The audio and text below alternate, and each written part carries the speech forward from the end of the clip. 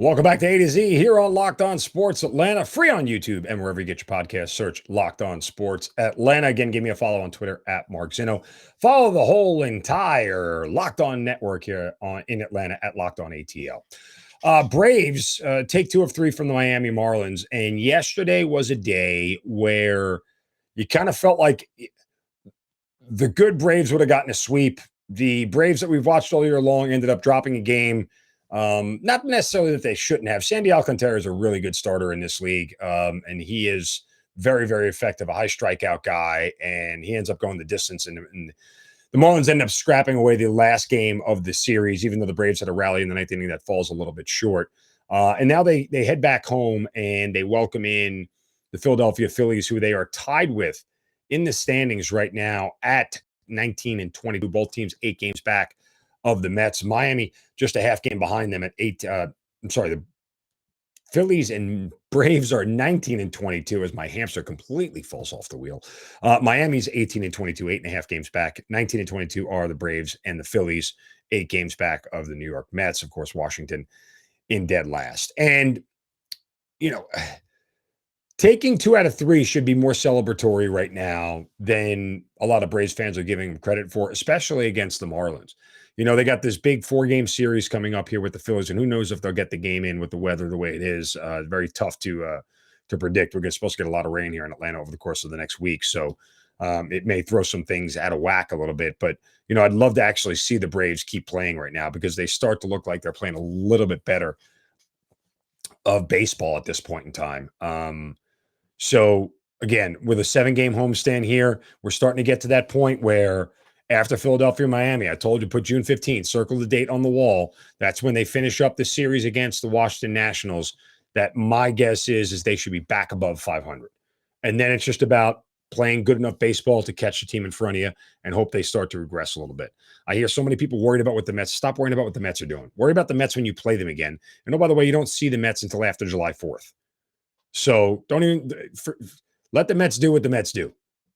All right. You have a whole bunch of winnable games coming up against teams that, as of right now, have a worse record than you do in Miami, Colorado, Oakland, Pittsburgh, Washington, and even the Chicago Cubs after that. As I said, there is a big chunk of this schedule where the Braves can get right. They don't have to sweep everybody. Right. Try to take 3 or 4 from Philly, be happy with it. Take 2 or 3 from Miami, take 2 or 3 from Arizona. Guess what? That puts you at 7-3 over a 10-game span. You keep doing that, you're going to get out of a lot of big holes. Just start winning series, man. That's it. Just start winning series and you should be fine for when the Braves really, start to need to turn it on here during the latter part of the summer. But there is a overwhelming sense that, they let one slip away. And I get a sense you feel that they do because they took the first 2. And trying to finish off the sweep is always better. But still, it's not unexpected that they lost yesterday. What was unexpected for losers yesterday was Mito Pereira at the PGA Championship. Boy, I don't know if I've seen anything like that in a really long time. And Mito Pereira is going to be remembered for a really long time for that drive that he had on 18. And I don't know if you saw this or not. Well, let's just recap. Mito Pereira went into the final round with a 3-stroke lead. Justin Thomas, who won the thing, was 7 strokes off the lead after shooting 74 on Saturday. He went 4 over on Saturday, had an awful day, and basically took himself out of contention. All Justin Thomas did was come back and shoot 3 under the next day on the final Sunday, the best round of anybody inside the top 5. And Mito Pereira shot 5 over, including with a 1-stroke lead on the 18th tee box. All he had to do was par the final hole, and he would have won the championship. He hits his tee shot, shanks it right into the water, and double bogeys the hole. And not only does he not win the tournament, not only does he not get into the playoff, he misses the playoff completely.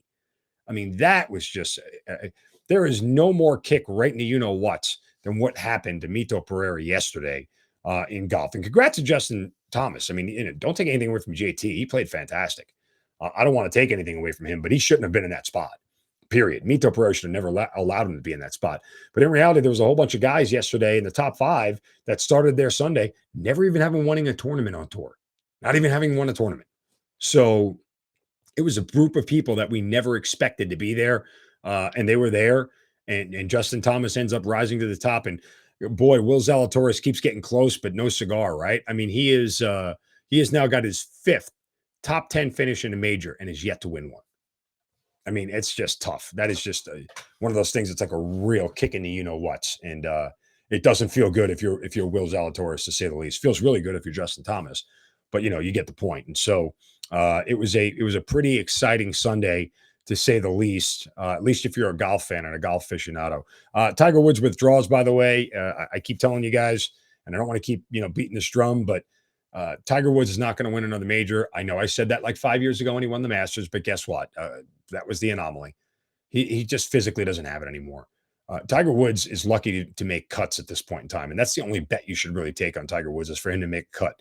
His best round is always going to be his first, and his body's going to break down over the course of the next 3 days, and it's just not going to be pretty.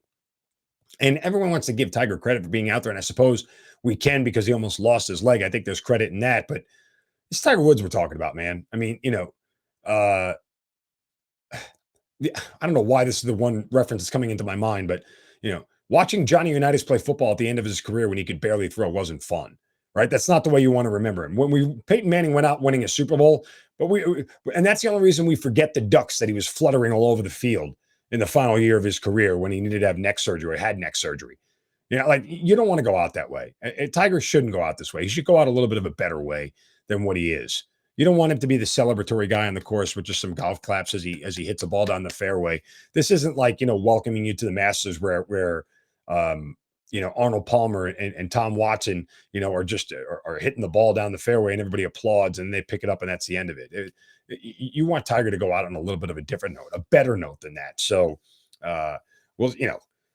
who knows if he's going to play in the U.S. Open? I don't think he is. I don't think he should, but call me biased or whatever. And again, I'm not a Tiger hater by any stretch of the imagination. Golf is so much more fun when he's involved and when he is hitting the ball well. And it's great to watch on TV when he's hitting the ball well, but he's not. And so it's just, we're always left with this vacuum of disappointment, wondering when we're going to see the real Tiger again. I told you guys what the answer is. You're not. So there's that.